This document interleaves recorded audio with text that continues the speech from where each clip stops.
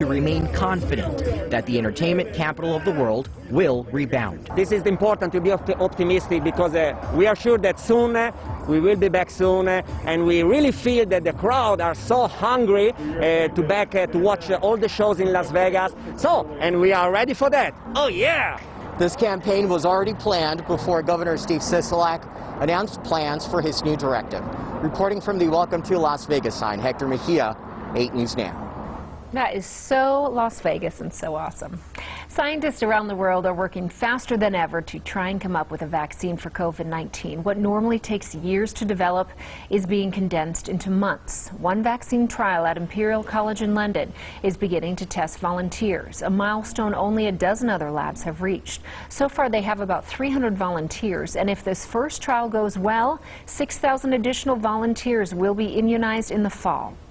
Since the vaccine is created artificially, researchers say it can be easily manufactured on a large scale. It means that we can make the equivalent of 2 million doses in the volume of a litre. So you imagine a litre bottle of lemonade, that would have 2 million doses in it. Currently, there are more than 120 coronavirus vaccines in development worldwide. Researchers say that several vaccines will need to work for widespread immunization.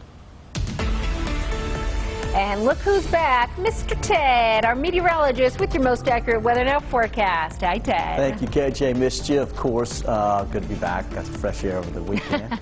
Good to be back here. We've got clouds outside right now that's enveloping the area. It still remains hot, though, at 106 degrees for all neighborhoods. Wind speeds have picked up, too. We knew that was going to happen. Sally warned you about it yesterday, so a little breezy at times. There are some thunderstorms to the north of Las Vegas, that are providing some also outflow winds that we're seeing outside. For tonight, it will be still a little gusty at times due to those outflow storms.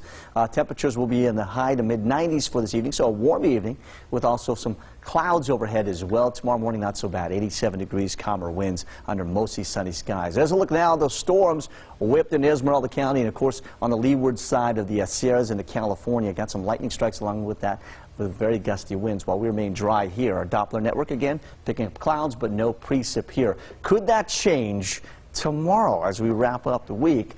I'll have all the details and more as we head into your weekend, all coming up in your most accurate forecast. Kirsten. Thank you, Ted.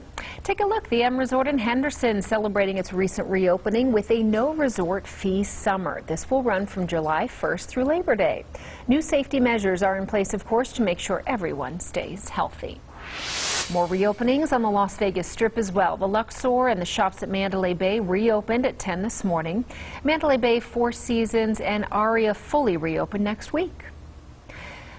The Trump administration is open to the idea of a second round of stimulus payments. However, some of the 160 million Americans who received money in the initial $2 trillion economic response could be left out. This time around, the administration is pushing for a more limited approach, which would have a better chance of getting GOP support in Congress. Lawmakers are expected to weigh in on that economic spending bill in late next month.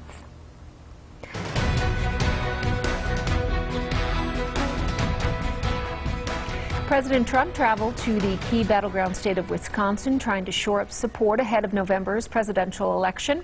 New polls show the president is now trailing presumptive Democratic presidential nominee Joe Biden in several battleground states.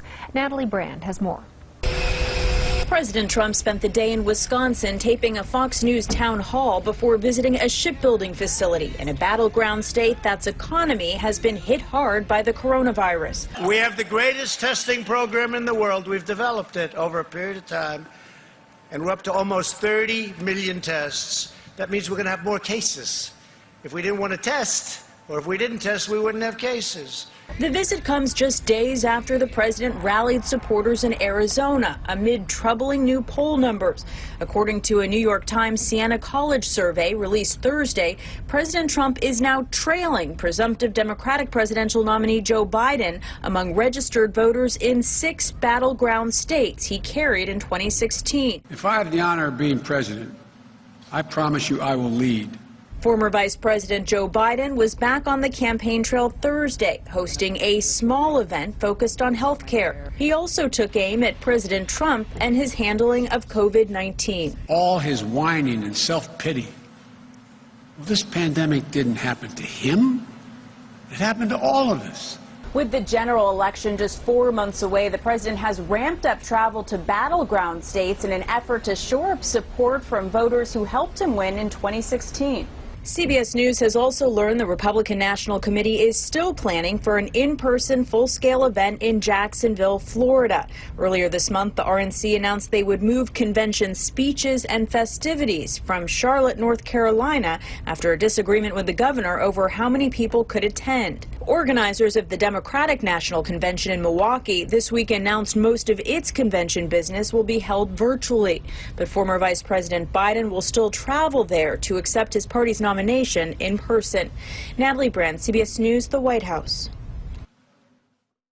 This portion of 8 News Now is sponsored by Blue Apple Electric. Not a bad apple in the bunch.